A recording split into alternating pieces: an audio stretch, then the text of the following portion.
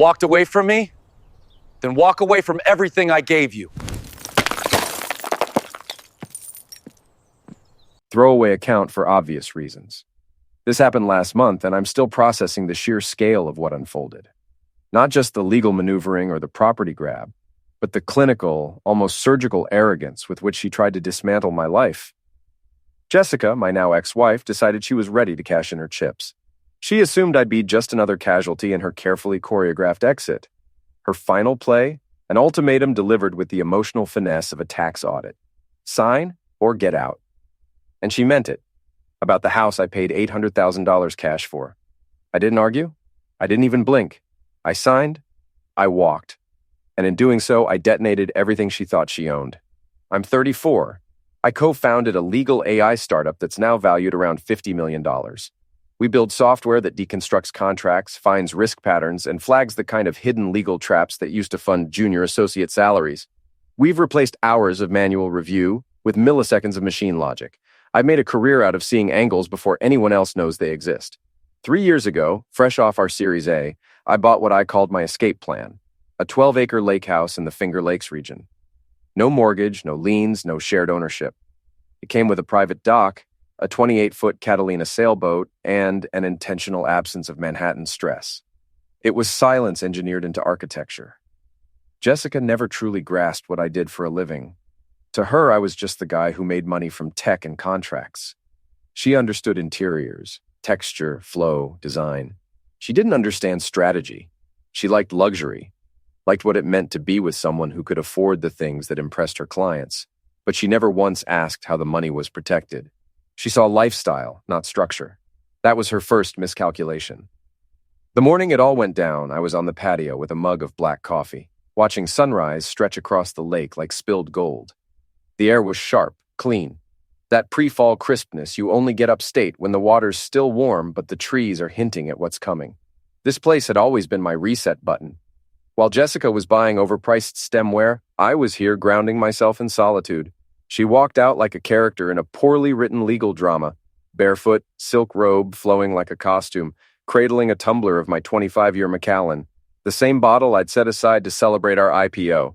She never respected symbolism, just optics. She didn't sit, didn't explain, just dropped a thick leather folder on the table like she was serving an eviction notice. "Sign or get out," she said.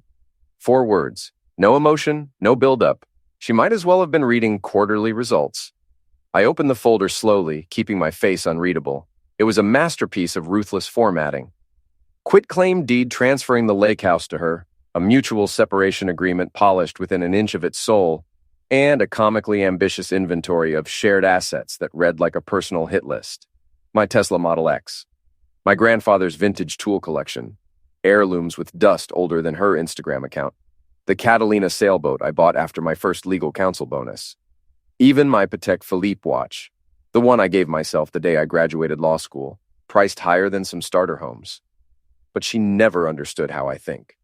Long before I proposed, I'd already seen how bad divorces devour smart men. I'd watched friends get wiped out because they were reactive. I'm not. 6 months before I ever asked her to marry me, I set up the Lakeview Harbor Trust, an irrevocable premarital discretionary trust. The lake house? It wasn't mine anymore. It hadn't been for years. It belonged to a legal entity with my name on 0 public documents. I was trustee and sole beneficiary. No court could touch it, no spouse could claim it, and certainly no designer in a robe. I picked up the Mont Blanc pen she gave me on our 2nd anniversary. The irony was thick, almost theatrical. I signed every document without pause. Clear mechanical strokes, no questions, no commentary, no ego. The sound of pen on paper was the only reply I gave her. I could feel her waiting, for anger, for resistance, for some kind of fight. But all she got was ink. I slid the folder back toward her, stood up, and placed the house keys gently on the table beside her drink. Then I took off my platinum wedding band and set it next to the keys, not tossed, but placed like a closing argument. Deliberate, unmistakable. She didn't speak, just stared. I walked past her in a Tom Ford suit that probably cost more than her latest contractor's monthly fee, shoulders straight, pulse steady, and exited the home as if I were stepping out of a courtroom I'd already won. Behind me, I heard it. A shift in her breathing. Small, almost imperceptible, but it was there. That tiny break in rhythm when someone realizes the power dynamic just flipped and they're on the wrong side of the play. She'd mistaken calm for weakness, silence for submission. But I don't make noise when I win. I don't have to. Because by the time the other side sees the trap, I've already walked away from the board. 20 minutes after signing away what Jessica thought was my entire life, I'm sitting in Arthur Hale's CPA office. Arthur had been guarding my financial life since I was a broke law school grad with more debt than sense. Now, we were discussing numbers with serious zeros. He slid a black folder across his mahogany desk with the satisfied expression of a chess master revealing checkmate. Lakeview Harbor Trust, LLC, he said, tapping the folder.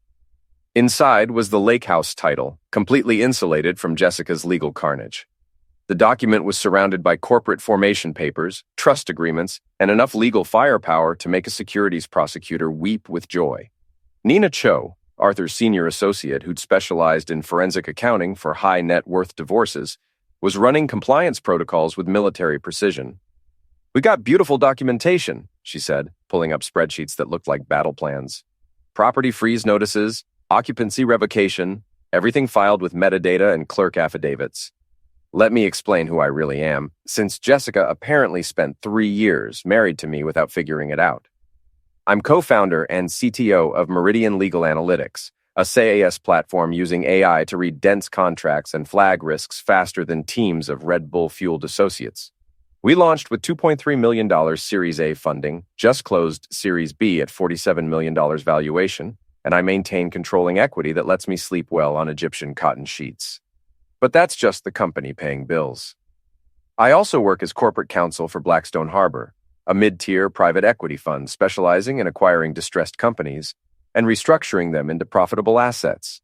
I review acquisition targets, assess regulatory compliance, sit in board meetings where we decide which companies live, die, or get sold. It teaches you to think systematically about risk, build contingency plans, and never assume someone claiming to love you won't try to financially destroy you when things go sideways. You built redundancy into your life, Arthur said, closing the folder with satisfaction. Now you get to use it. The next morning at 8:47 a.m., I'm at Finger Lakes County Courthouse with Nina, who's carrying enough legal documentation to stop bullets. County Clerk Carmen Rojas had been processing legal warfare for 2 decades, long enough to recognize when someone's about to get educated expensively. Lakeview Harbor Trust property freeze effective immediately, Miss Rojas read, stamping each document with ceremonial gravity. Co-occupancy revocation notice for Jessica Voss, current occupant but not legal owner. Each stamp felt like watching a perfectly executed hostile takeover unfold in real time. While I'm filing paperwork, Jessica's having the time of her life. My law school buddy Kai texts me a link that makes my morning feel like Christmas. Jessica's latest Instagram masterpiece. A 30-second reel of her on my dock in a white sundress, barefoot with red painted toes, clinking Dom Perignon with Trent like they're starring in a couple's retreat brochure. But here's the beautiful part. She's kissing him. Not an air kiss, but a full romantic clinch screaming, "We're together and don't care who knows." The caption was pure social media gold. Finally free. Ready to start this new chapter with my amazing partner. Life's too short for anything less than pure happiness hash. New beginnings. Hash, fresh start, hash, living my best life. And because the universe has a sense of humor, she tagged the location. Lakeview Harbor Estate, Finger Lakes. I saved the video, screenshot the caption, pulled GPS metadata, and forwarded everything to Nina with a message. Clause 8 is officially alive. Her response, "Holy crap, she just handed us a federal case." See, the separation agreement Jessica was so proud of had Clause 8, subsection 3. Language stating that any post-separation cohabitation or demonstrated intent to liquidate marital assets within 90 days would immediately void property transfers. Jessica's Instagram reel wasn't just narcissism. It was legally admissible confession of violating her own contract terms less than 24 hours after signing. I ran her caption through our AI contract analysis platform. Our semantic analysis engine flagged finally free, start this new chapter, fresh start, and living my best life as high probability indicators of intent to permanently separate from previous obligations.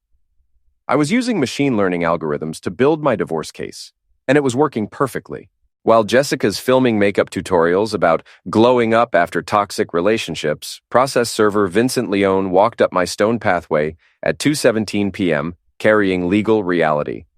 Leone had been serving papers for 20 years with professional detachment that comes from watching people's lives change the moment they sign for certified mail. Jessica opened the door still holding her phone, probably expecting organic kombucha delivery. "Jessica Voss," Leone confirmed with Swiss banker neutrality. "You're served. Property freeze notice and related documentation. Please sign acknowledging receipt." Leone's affidavit read like a weather report. Subject appeared surprised, initially refused service, asked multiple questions, signed receipt at 2:19 p.m. with witness present, Mrs. Dorothy Chen, neighbor. Subject appeared to understand documentation significance upon initial review. What the affidavit didn't capture was Jessica's expression shifting from confused irritation to dawning horror as she read legal language about to turn her Instagram perfect life into a compliance nightmare. First call she made was to Graham Wolfe at Wolfe, Pritchard & Associates, White Shoe Manhattan firm charging $850/hour, with offices decorated in original oil paintings worth more than most houses. Wolfe specialized in helping wealthy people destroy each other with surgical precision that made federal prosecutors jealous. My contact at Wolfe's firm, paralegal Jessica Martinez, texted me intelligence. "Holy crap, Roman. Wolfe spent 45 minutes with your wife, and I've never seen him look that defeated." He kept asking about original documentation and neutral witnesses to property transfer. Then he asked about social media posts. His exact words after hanging up: "Do you have any idea what you just let him do?" By 5:15 p.m., Wolfe had received copies of every document we'd filed. Trust formation papers, property freeze notices, and Instagram screenshots with timestamps, GPS metadata, and AI semantic analysis highlighting every phrase constituting breach of contract evidence. Now, for the systematic financial destruction. High net worth financial warfare doesn't require drama, just understanding which systems connect to which accounts and methodically cutting connections with private equity precision. Started with our joint checking at First National, the account funding Jessica's Pilates, organic meal delivery, weekly $300 salon highlights that made her look like every Upper West Side trophy wife. One call to my relationship manager, Marcus Webb, and the account was terminated.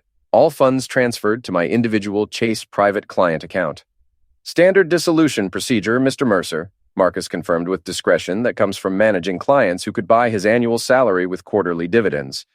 Joint American Express Centurion card next. Jessica had been treating it like a license to print money for Bergdorf Goodman shopping sprees, Hampton weekends, designer handbags costing more than cars. But it wasn't joint credit. It was my personal account with Jessica as authorized user.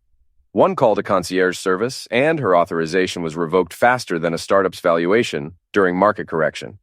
The Cadillac Escalade she drove like she was auditioning for Real Housewives. That was leased through Lakeview Harbor Trust as a business vehicle. Technically corporate asset I controlled. Fleet manager explained with bureaucratic efficiency. "We'll need the vehicle returned within 48 hours. All personal items removed, both key sets plus electronic access devices." Country club membership was particularly elegant. Jessica loved bragging about Lakeview Country Club access. Championship golf, Olympic pool, dining room where she held court with women who'd married into membership. But her access came through my shareholder privileges in Meridian Hospitality Group, the investment consortium owning controlling club interest. One email to General Manager David Chen and her privileges were suspended, pending ownership restructuring. Most beautiful was wine cellar access. Jessica had been using my climate-controlled storage at Premier Wine Storage for her overpriced bottle collection bought with what she thought was shared money. $1,200 monthly for temperature, humidity controls, keeping her Bordeaux and Champagne pristine. But the lease was in my name, paid through business accounts, secured by my personal guarantee. One call and her access card was deactivated. All that Dom Perignon sitting in controlled luxury while she lost retrieval ability. Our CFO, Patricia Liu, had been monitoring with professional interest that comes from managing a $50 million company's financial operations.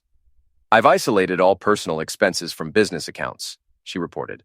"Everything routes through your personal accounts now with clear documentation for tax and compliance. I've also flagged previous shared expenses for forensic review. If opposing counsel tries claiming business assets as marital property, we've got complete audit trails showing separation." But I wasn't completely heartless. I told Arthur to leave Jessica operational capital for 60 days basic living expenses. Good optics matter in family court, and I didn't want judges thinking I was trying to leave her destitute. She wants the illusion of control, I explained. Let her keep it for a few weeks. It'll give her rope to make more mistakes. Meanwhile, Jessica's high-end interior design business was evaporating like venture capital during market crashes. Information travels faster than insider trading rumors in high-net-worth circles. Within 18 hours of the property freeze service, her carefully cultivated client base was disappearing. Daphne Whitmore, living in a $12 million Central Park penthouse, had hired Jessica for a master bedroom renovation involving enough marble and custom millwork to fund startup Series A rounds. But when your interior designer becomes subject to property freeze notices and breach litigation, clients start asking uncomfortable questions about deposit insurance and contractor financial stability. Daphne's call came at 11:47 a.m. Patricia, monitoring our accounts, saw a wire transfer reversal for $85,000 with memo reading, project suspension pending legal issue resolution affecting contractor stability. Marisol Fontaine went next, more brutally. She owned a $20 million Hamptons estate with wine cellar rivaling private Napa clubs. She'd commissioned Jessica for a tasting room with custom climate control, hand-carved storage, lighting making every bottle look like art. But Marisol didn't just cancel. She pulled through lawyers at Kravitz, Swain, and Moore, citing material concerns regarding contractor financial stability and ongoing litigation exposure. Real devastation came through social media disappearance.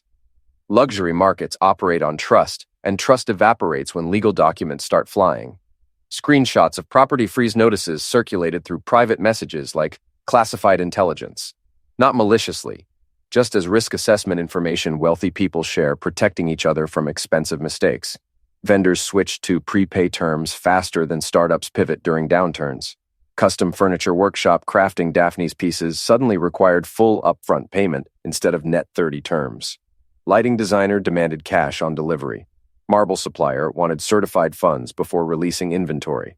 In luxury goods, credit terms are privileges extended to proven contractors. The moment you attract legal notices, you get reclassified from preferred vendor to cash-only risk. Jessica's assistant, Madison Torres, quit with graceful resignation, suggesting she'd been watching deterioration and lined up alternative employment. Madison wasn't just handling admin. She was managing client relationships, coordinating vendor schedules, maintaining detailed project management systems luxury renovations require. Losing her was like having your CFO resign before IPO. While I'm in our weekly board meeting reviewing 23% quarter-over-quarter client acquisition growth, AI platform processing 50,000 monthly documents, customer satisfaction scores making VCs happy about Series B investment, I'm getting real-time updates about Jessica's professional collapse. Each felt like watching hostile takeover succeed in slow motion. High-net-worth clients don't fear moral failures or personal drama. They fear operational instability. Contractors who might not finish projects, vendors who might not deliver custom orders, designers who might not handle warranties or modifications. One legal flag plus careless Instagram reel transformed Jessica from exclusive luxury consultant to potential business interruption risk. Wealthy people don't take risks with six-figure renovations. Graham Wolfe pulled his BMW X7 into what Jessica still thought was her driveway at 5:47 p.m., carrying a leather briefcase expensive enough to fund legal tech startups and wearing grim expressions reserved for explaining why litigation strategies just became significantly more expensive.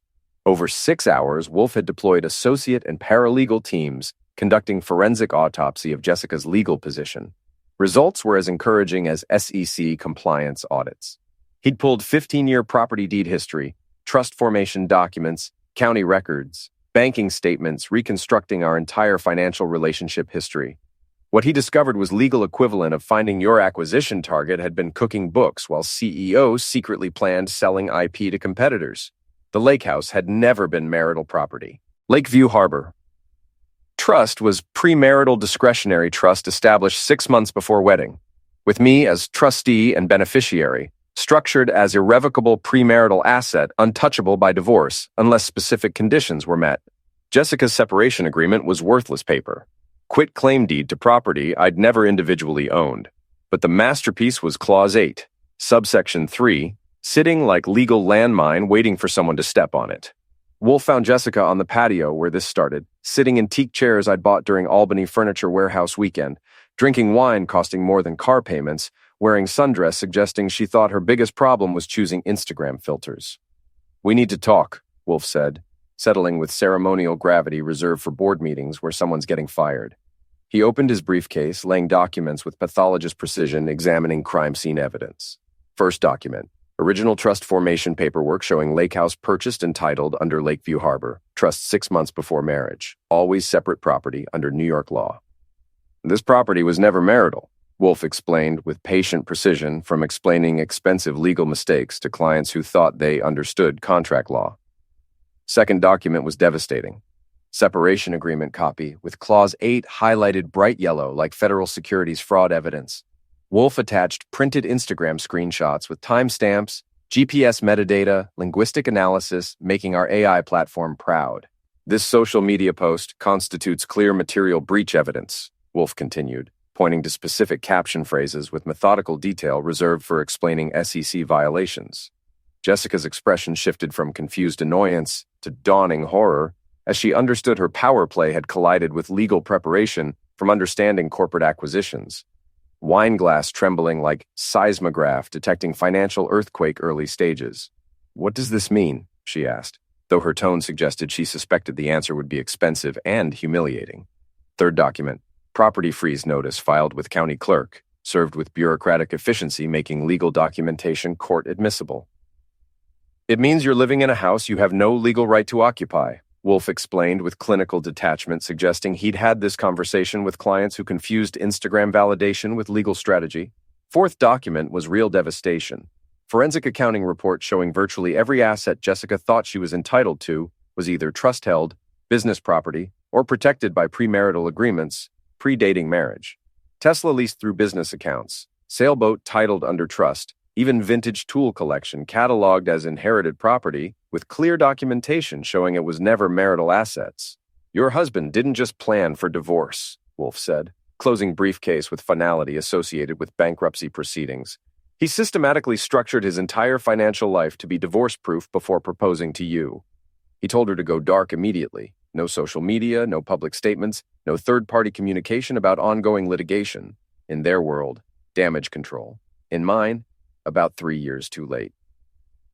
That night, I drove my Tesla down familiar winding roads to the lake house at midnight. My favorite time for strategic thinking, when real work gets done. When VCs review term sheets, CFOs finalize acquisitions, legal teams prepare billion-dollar litigation. I parked at driveway bottom, walked up stone pathway I'd installed summers ago when I thought this marriage might be salvageable, and home improvements felt like shared future investments instead of assets needing trust protection. From my jacket, I pulled page 8 of the separation agreement, the page Jessica never read carefully, containing Clause 8, subsection 3, highlighted bright yellow like securities fraud evidence. I placed it on the patio table, centered like positioning merger contracts for signature, and set a smooth riverstone on top. Underneath, I wrote in handwriting that had signed enough acquisition contracts to be instantly recognizable. "You wanted me gone. Now I'm just a name you can't erase from the deed or your regrets." No gloating, no emotional dramatics, no angry threats making me look unstable if this note appeared in court proceedings. Just factual statement delivered with clinical precision, making legal documentation admissible and business correspondence effective. By 9:15 a.m. next morning, Miss Rojas had logged the property freeze into county permanent records with bureaucratic efficiency, making legal documentation more permanent than most marriages. Nina had been monitoring since dawn, refreshing databases with obsessive attention justifying 6-figure salary and reputation for executing complex legal strategies without missing procedural deadlines. "It's official," Nina texted at 9:23 a.m. "Freeze is logged, certified copies processing, delivery confirmation set for all parties. Your soon-to-be ex-wife is about to have a very educational morning." I'd moved into a furnished marina rental, clean 2-bedroom with hardwood floors, harbor views where sailboats bobbed like patient investments waiting for right market conditions. Temporary, obviously, but serving strategic purpose, establishing I could maintain professional obligations and lifestyle independence while legal machinery ground through predictable procedures. At noon, I had lunch with Marcus Chen, friend whose AI startup tackled healthcare compliance automation. Regulatory technology saving hospital systems millions in penalties while protecting patient data, with machine learning actually understanding medical privacy laws. We discussed partnership possibilities, licensing agreements, strategic alliance structures benefiting both companies while protecting respective IP portfolios. At 3 p.m., I toured Grand Meridian Ballroom, charging $78,000 for corporate events delivering luxury experiences, making clients feel their money bought genuine exclusivity. Crystal chandeliers costing more than houses, marble floors echoing like cathedrals, service staff understanding discretion matters as much as efficiency when hosting Forbes list events. We've got October availability for your Series B celebration, the coordinator explained, showing floor plans accommodating intimate board dinners to full corporate galas. Several clients fly private jets for events, so we coordinate helicopter landings if relevant for your guest list. Perfect venue for celebrating milestone funding rounds, IPO announcements, acquisition deals making TechCrunch headlines. Not needing validation from expensive parties, but because public business success celebrations send important signals to investors, competitors, potential acquisition targets about market position and growth trajectory. What I kept, my watch, properly documented inherited property, my work, legal tech company generating revenue regardless of marital status, the house, legally, permanently with full documentation making future challenges expensive and futile. What I let go, wedding ring representing a contract I'd fulfilled while the other party attempted material breach, noise from someone who confused volume with authority and drama with strategy, the version of myself that had confused silence with weakness. My silence had been strategic, methodical, legally precise. Most importantly, it had been a contract. Commitment to letting actions speak louder than arguments, documentation matter more than declarations, legal preparation triumph over emotional manipulation. Jessica finally learned real power isn't volume, theatrics, or social media validation. Real power is paper that holds up in court, and I had all the right paper. 3 months later, the eviction was finalized. Jessica's design business was bankrupt from legal fees, and I was back in my lake house watching sunsets from the dock where her Instagram dreams died. The property freeze remains permanently in county records, a legal monument to what happens when you mistake preparation for weakness. Every future background check, every business license application, every credit inquiry will show the legal trail of her strategic failure. Sometimes the best revenge isn't destruction. It's simply letting someone destroy themselves while you document everything with surgical precision. Jessica wanted to steal my house. Instead, she handed me a masterclass in why systematic legal preparation always defeats emotional manipulation. My company went public 6 months later at a $340 million valuation. I still have that riverstone on my desk as a paperweight. Some lessons are worth preserving.